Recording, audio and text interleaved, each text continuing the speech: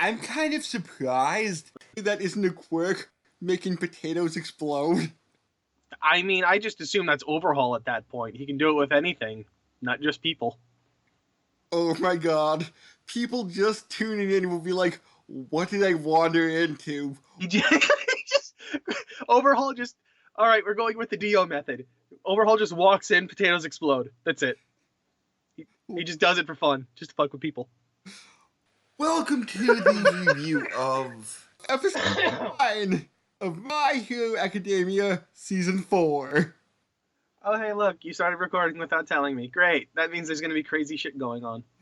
Isn't this why we have fucking, what was it? Random, Random musings with the brand. Yes.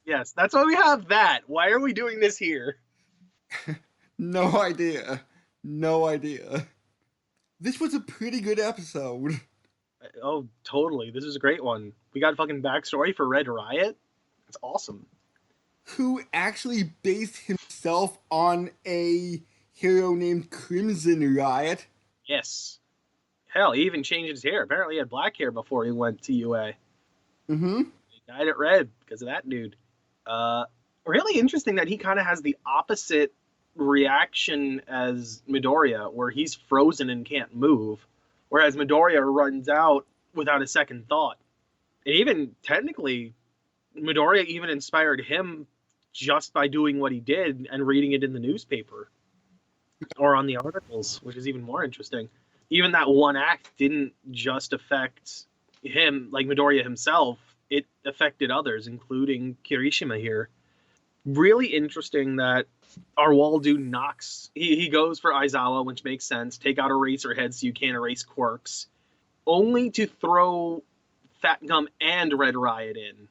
Which actually, looking at that backstory that happens a little later, he reacted the same way Midoriya did to try and knock Aizawa out, only to get him and Fatgum thrown in.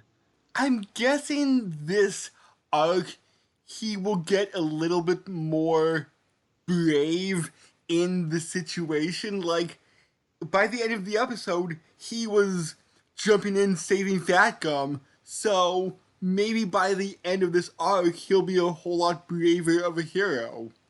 I think what's going to happen is he's going to, well, no, let's say this.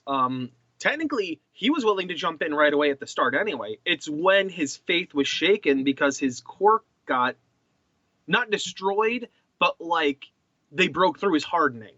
It's the fact that his faith in his own skills and what he's been able to do was shaken, that he was stuck like that. And they being Tengi and Urappa. Tengi can make shields, and Urappa is a magic punching ghost. Is he a Parappa the Rappa? No, I think he may be a creation of Araki. He doesn't have like a cry, like a battle cry whenever he's throwing his punches, though. There's no Ora or Muda going on here. Would it be such a bad thing to say, I imagine him going Ora? I want him to have one. I wish he did, because he's throwing punch barrages. Oh, man. No, but Fatgum's also got a really cool quirk, whereas he's not just absorbing things, he's able to redirect that energy. So here's an interesting allegory, which you probably wouldn't really notice, just because you never watched Naruto. But there's a character in Naruto that does something similar, where he starts off fat, but he has a skill that allows him to like burn calories that he has in order to just create more and more chakra and in which case more jutsu, more techniques. Like after watching that episode, I was immediately reminded of the scene where that character Choji nearly dies using that technique, because it burns through calories so fast it could literally start burning through organs at that point. Ooh. If you don't have enough calories on you to survive it. But Fatgum's got a very interesting one where it's like all the damage he takes and all the calories that are burned absorbing that start being pushed into like whatever his attack is going to be, a punch, a kick, I assume, what have you. And I found it really interesting, jumping to the very end, that Fatgum is actually thin and his quirk makes him fat. Yeah, no, that's the interesting bit. Like just being able to do all that stuff is really cool. And it even makes even more sense because at one point he talks about being super into martial arts at one point in his life. And I'm like, were you always this fat? Were you like a sumo wrestler? And it's like, oh no, he was just super buff at one point before he put on the weight to work with his quirk. So, do you think he could build up muscle and use it differently, or must it be fat? That's a good question. I'm not really sure. It would really depend. I'd really have to read how the quirk is meant to work to understand that. I'd be super curious. Let me actually take a look. Here we go. Don't care, personality, abilities. Here we go. Fat absorption. The quirk allows him to make his obese body adhere to anything and force objects to sink into his fat. So there's one part of the quirk. His fat can also store kinetic energy, which he can convert into offensive muscle at the cost of his fat, thus weakening his defense. So no, he needs to be fat in order to convert it. Hmm. So yeah, the fat allows him to be a shield, and then he can then use that fat and convert it into physical strength. Interesting. No, the question would then be like, how long does that last? Because that kinetic energy is only so much. Obviously, in this fight, he used it all at once. Does he have to, or can he like use that over the course of a battle as well? Like, can he use a little bit of the fat, or is it all at once, only all at once? Or can he use all the fat at once, but then just keep himself powered up, like, say, Midoriya for a while? Just not using all of the energy in one shot. It would be hilarious to see how all the other characters react to Thin Fatgum. I mean, I assume that at least some of them would have seen him in that form at one point or another. Like, obviously, there's going to be those that aren't in the same hero agency. Those that aren't in the same hero agency as Fatgum probably wouldn't know about that. But those that are in the same agency that have worked with him probably have at least some idea, that he can do that. Maybe they've never seen him fully thin like this, but they've probably seen at least somewhat thinner. So, how quickly can Fatgum become fat again? Is getting fat a quirk, or will he have to wait like 6 months for him to be useful again? See, that's a solid question because it all depends, I guess, on what he eats. Like, how quickly can he eat? Can he Goku like shove food down his throat? In which case, it might just be like a week that he ends up getting fat again, like to the point that he was at. So basically, he's useless throughout the rest of this save area mission. As far as like power wise, maybe that's not to say he wouldn't have like any ideas that he could throw out there or techniques. Who knows? He might have something else. Otherwise, he might just be like an empty soda can now. He's used up everything. Though, if this is taking the same route as like, you know what I discussed Choji Yeah. from Naruto? So that fight happened in a very similar situation to this, where they were going to rescue someone, and with each consecutive enemy they ran into, they had to drop one of the members of the team that were chasing down this their friend who was being kidnapped. And that seems to be the case here, where it's like we started with a team, and slowly but surely they're getting like picked apart, so they have to fight their own battles. In this case, Kirishima and Fatgum. In the prior case, Sun Eater. In the next one, who knows? It's kind of hard to tell whether it might be Mirio fighting, or because we got a shot of him at the preview, and then after that, we kind of got like a point where Izuku is powering up. So I don't know if he's doing that to punch through a wall, or if he's doing it to actually fight someone. And I know that might be a trope of like an army slowly fighting their own battles, because I vaguely remember the end of Samurai Pizza Cat being like that. It could very well be like an arc trope too, like how there's always a tournament arc somewhere at some point. Like that's a trope arc.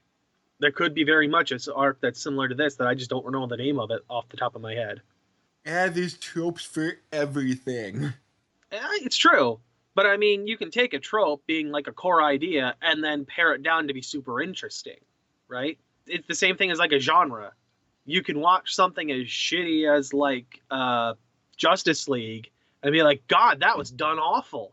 And then go and watch Avengers and be like, that's the way to do it, man. That is perfect. It all depends on who's in charge and who's able to make it interesting. Like in this case, it's interesting because we have a guy that's literally shuffling around and forcing them to be, separated, rather than like in the case of the Naruto version, where like, the team that is doing the kidnapping is sending one member back at a time to try and hold off these kids that are chasing them down. I guess there's not that much more to talk about. Well, the other really interesting bit, and this is only a small one, is that Mina and Kirishima are from the same school. We didn't Oh, know that. yes. I was They're from going the to bring same. that up. They're from the same middle school. They knew each other even at least slightly. And apparently, Mina's been able to like run in and actually do the thing that Izuku does, just run in without a second thought, and then let everything just hit her after it is like past. Because she was so terrified after she saved the two girls by having that giant set himself to the place. Yeah, she was like losing it after that, and they had to like run away after, so that way the guy didn't come back. Oh, that's right. Here's an interesting bit. In the preview, there was something Izuku said about what are these guys doing here, which makes me feel like we might be running into someone from the League of Villains in the next episode. Yes. So I'm curious who it is. I doubt it's Shigaraki. I'm curious which one's going to be there. I don't know the League of Villains that well that I could make an educated guess. I doubt it's the magician dude who lost his arm. I don't think it would be Toga. Or not Toga, I forget her name. The blood girl. And I doubt it would be Dabi, who's the blue fireman. I also doubt it would be the portal dude. I think it might have been one of the lower ones. Maybe the lizard dude and Twice. Twice being the guy who kind of reminds you a little bit of Deadpool. Like, except he's like black and gray rather than red. Yeah. Maybe those two? I don't think it's going to be any of the heavier hitters of that group. Well, it's going to be interesting to see who it is next week. I am curious because they did keep it under wraps. Like at first, I thought it might have been the wall guy himself, but that doesn't seem to be the case. Not after that line from Izuku, because it's clearly someone he recognizes. So I have to assume it's League of Villains. It's just a matter of which ones, and I really think it would be one of the lower level ones. So yeah, I'm curious. I can't wait to see the next episode because I honestly think this whole like retrieval arc or whatever is gonna be done by episode 12 or 13. I don't think it's gonna push past this. Like this mission setup where they're going to save her. Whether it succeeds or fails, I think this part of the arc ends at 12 or 13. And then maybe we'll start to go in with the mass-produced enhancement drug arc. That could very well be. For those people that have read the manga, they already know this because I know that thing's way far ahead at this point. I'm curious because I like the Saturday morning cartoon vibe I've got with this right now, so I'm sticking with it as an anime for the time being, until I hear otherwise, where things have been like horribly changed from the manga version. In which case, I will then move to the manga. But you won't know until you hear it's been dramatically changed. You're right, I won't know. And once I do, I'll go back to the point where it has, derailed from the manga and start reading. Now, whether or not I keep up with both, I don't know at that point. So have you read a lot of My Hero or No, not at all. Hmm. I've never touched it yet. So tune in next week when we won't discuss exploding potatoes. Hey, whoa, never say never. You're right. For all we know, we're going to start the next episode next week with you screaming about how there was a potato that exploded in your face. All right? Or, maybe you just wanted to have some fun and, taped a firecracker to a potato and threw it out in your yard. Oh my god. Hell, maybe you wanted to see a potato fly and just shoved a bunch of bottle rockets into it and lit them all off. Or, we could go the route of the potato gun exploding. Oh yeah, potato guns are a thing. Yes, yes, they are. All right, later. Bye.